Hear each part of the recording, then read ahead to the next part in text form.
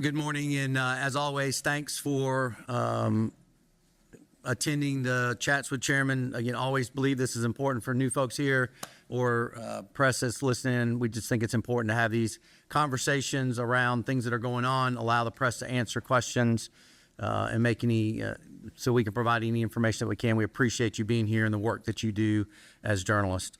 A couple quick topics before I open it up. As you saw this morning, there was a new sheriff appointed. That, again, is required by law. We're required to do that based on Sheriff Ennis Wright's retirement. Again, I want to thank all 9 applicants that applied and offered themselves up for service. I think it's important that we do that because it's not easy to do. Also want to, again, thank Sheriff Wright for his many years of service to this community. You know, our primary goal that we outlined with it was to ensure that we had a smooth transition and continuity of operations, especially in the sheriff's office. You know, this is an unexpired term, so we want to ensure that there was a smooth transition.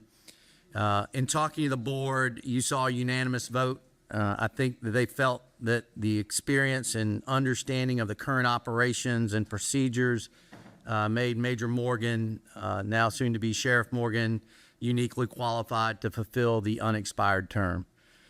So that's the process. You can speak with his PIO or the sheriff or with him to get additional details for his swearing in and next steps. We will probably be bringing him back in front of our board just for further update from him as a new sheriff. Quick another update on the emergency shelter. So we had an RFI that went out, a request for information, and that's looking for the service providers as well as facilities, because what we've found in this community since the closure of the Salvation Army is there's not any facilities. And so we wanted to put that out in a request for information. That closed on August 8th at 5 p.m. The staff is continuing to review that now, and that will come back to the board as we look at any qualified providers from that RFI. Just as a point, because I think there's some misinformation happening in the community, and so I wanted to make sure the press had accurate information. You know, as we look at our unhoused population, during the winter months, we expanded our cold weather protection with a white flag. We increased that up to $160,000 worth of investment. We expanded the coverage. When the Salvation Army closed and people transitioned to another facility, and then there was issues in that facility, we immediately, with community partners, stepped in and began to house over 22 plus families that were without shelter at that point. And we spent close to about $100,000 ensuring that those individuals were housed. Additionally, on a good story part of that, some of them have transitioned to transitional housing, which is great. That means we've got them on the path to stable shelter or stable place to live. We've also continued to look at how we would increase capacity. That's what this RFI for. If you recall, this board set aside $500,000, a little over $500,000, to partner within the Salvation Army. I believe our commitment in working with community partners, potentially like the city, is to find this emergency shelter and increase this short-term capacity that we need as we continue to work towards the unhoused support center bed capacity that you saw and that was briefed earlier. We also, as part of our budget cycle, we increased staffing and the administrative support for Continuum of Care. Continuum of Care is the central resource or the central point of contact for our homeless, our unhoused individuals in our community. So again, we are supporting these efforts in 8 months. We've invested dollars, we've invested resources. We continue to look to find a short-term, intermediate, and long-term solution for this. We are not standing flat-footed. We understand that there are, the temperatures over the recent months have increased. We've had cooling stations during the day, That's why one of the requirements that we were talking with our emergency shelters is it needs to be 7 days a week. It needs to have, the capacity to keep people from weather as well. So we'll continue to look at that, and we'll give you updates as we get, hopefully, a partner for our emergency shelter that meets all the requirements. You heard an update on the Unhoused Support Center. Vice Chairwoman Jones wanted to bring that to the board so that we got it all at one time in a timely update because we didn't meet in the month of July. That committee will continue to work through what you saw today and how we look at that. But you saw a rescoped project, one that brought it back into the original guiding principles that this project had dating back to 2022 when this was originally discussed. Another update, Crown RFQ, so request for qualifications. We have a request for qualifications that the manager will bring forward to the board as part of our ask to look at qualifications for partners to renovate and modernize the Crown Theater and the Crown Arena.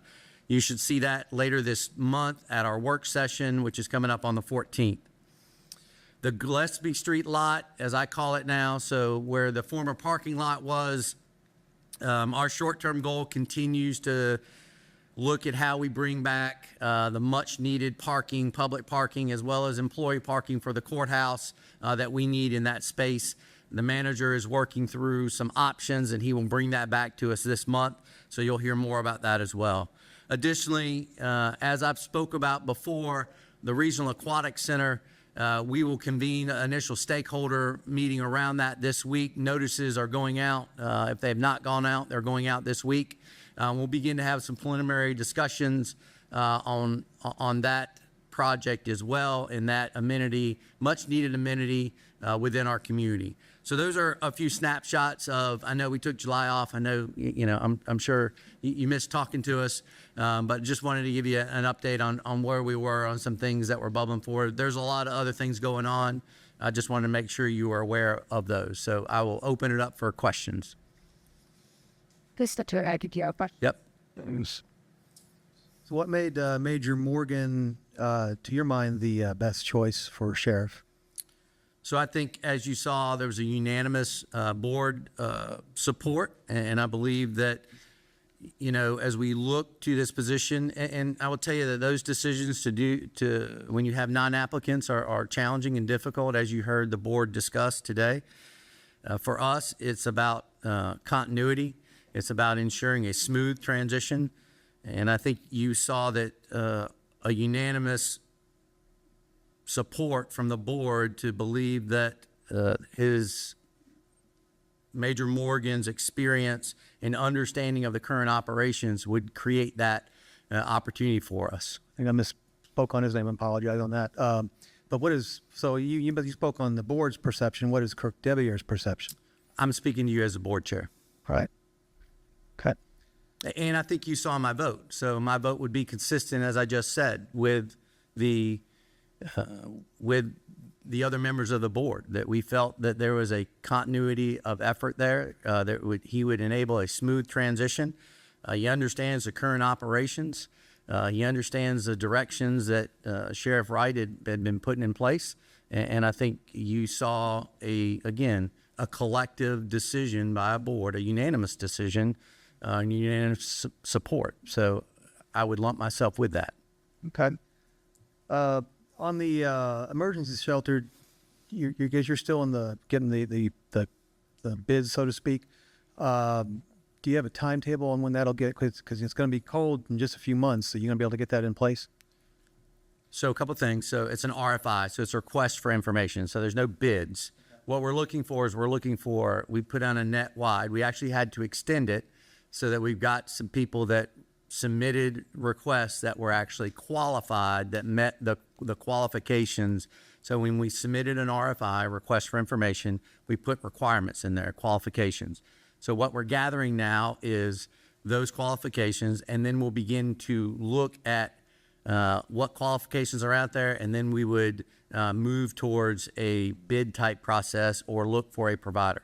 Again, I will just reiterate that I hear you when you say it's getting ready to get cold, and I strongly agree, which is why we've been moving so quickly with this over the last 8 months and have allocated resources, because right now, when the Salvation Army shut, there is not really a turnkey solution 7 days a week that provides the type of space, the type of requirements that you would want for our unhoused population. There's not a turnkey solution in this community right now, which is why we had to go to an RFI. And we're going to continue to look at creative options. Our staff has looked at some creative options for how we could do this, but we have to make sure that they're safe, it's in a dignified manner, that they're, controlled from the elements, and there's certain criteria that we want to make sure. The problem still remains when that Salvation, when this community, and I will say that while the Salvation Army is ultimately responsible for its closure, this community had a responsibility as well to ensure that we didn't lose that resource. And over the years, that funding for that entity decreased. And I won't speak to all the other issues that were identified. It's unfortunate we couldn't move forward with them because of the contract discussion, but we still need to find a space in this community that can take care of women and families. For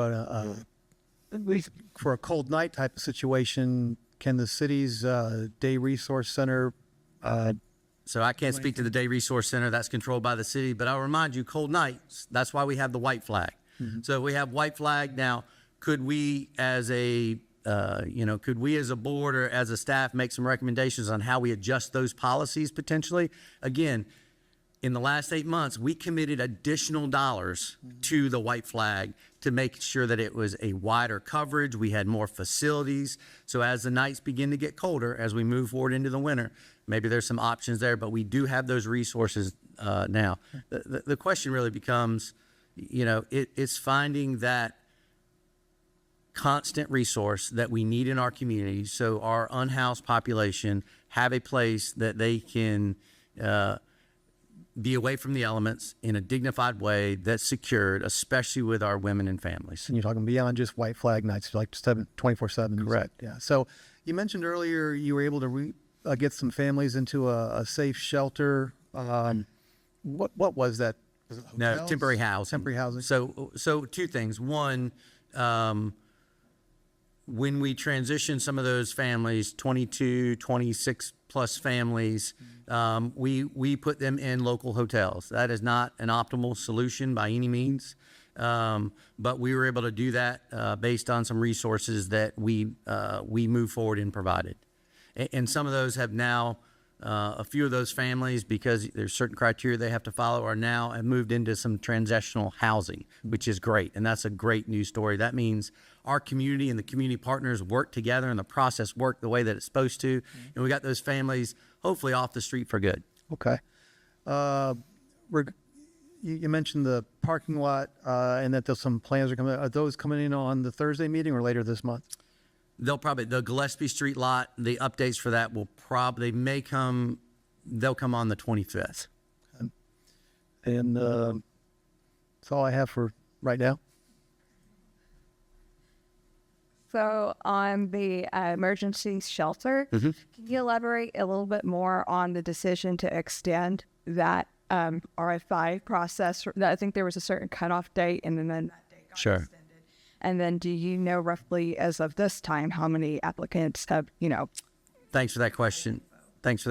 So a lot of times with our RFIs, if you don't get a good applicant pool that are qualified, so you got to screen out the ones that don't match the criteria within the RFI, and we wanted to make sure that we had a wider pool.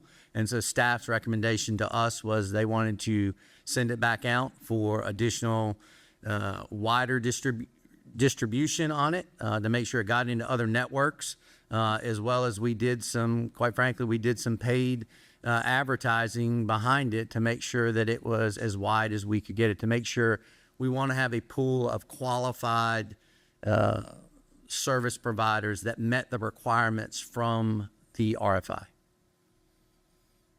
And the follow-up on that was, do you know roughly how many people or how many are being reviewed by the committee? I don't. I tend to leave that, let the staff do their work, and then they'll bring that, because they're going to screen out all the ones that don't meet the requirements, and then they'll bring that forward to us. And then on the Crown, I may have missed it, but as far as the funding mechanism, with some of the decisions to change that, have y'all looked at the updated cost on that and how funding is going to be for that? Yeah. So part of the RFQ we'll have a not to exceed cost as part of that request for qualifications. So we'll put a not to exceed. The manager will make a recommendation for that. And then we'll look at, there'll be a whole different project track depending on what we're doing, renovation, modernization. We'll continue to look when we look at funding streams. Of course, the food and beverage tax is the anchor tax or the anchor funding stream that's around updates to the Crown. That's what it was designed for. But we'll look to make sure that we're diversifying those funding streams as much as we can to mitigate the risk. And final question on the sheriff. Should, election season come around and voters decide differently than how y'all decided today, what would be the step for the county on potentially working with a new person? I think, and I don't want to get into politics, but I would just say that elections happen. That's what makes our democracy what it is. You have 3 new members on this board as of last year. I think we will continue to work with anyone that has the public safety interest. And, that's the purpose of elections, is to elect who the people want. That's what you saw with 3 new members on this board. So we'll see how that process works. Our commitment and our focus is ensuring that smooth transition happens, and that continuity of effort happens with sheriff-elect or sheriff, whatever the right term is, Major Morgan, to ensure that it's a very smooth transition and current operations continue and the momentum that we have seen continues. Anyone else? A quick follow-up, and this might be in the query y'all put out. What would you describe as the basics of what the emergency shelter needs to have, like capacity, square footage, type of beds? If you have an elevator description of it. Yeah, and we can provide you a copy of the RFI. I mean, it's publicly out there online, so you can get all that. But I think when we look at that, you're looking at a space that's secure, a space that provides the right type of living space for the individual that's unhoused, whether it's family or women, a secure space, one that is available 7 days a week, one that provides access when there's elements that make it difficult. Would it be a possibility, since the Salvation Army is not doing it anymore, to acquire their property and either your contractor or the county continue on? So as you recall, we had conversations with the Salvation Army, and part of the requirements that this board requested of the manager was to ensure that there were some environmental checks done and some health checks. We ran into some issues along those lines, so no matter what would happen over there, those would need to be addressed, or if they could address. And quite frankly, that's a question on whether the Salvation Army and its parent entity would sell or do anything different with their property. We could not reach an agreement with them, which is why our manager recommended termination of the discussions. Okay. Anybody else? Thank y'all so much. As always, we appreciate what you do. Please reach out to myself or Diane if you have any follow-up questions or need any clarity for anything. We do appreciate y'all helping us tell our story and more importantly, tell the facts into our community, and we appreciate your time. Thank you.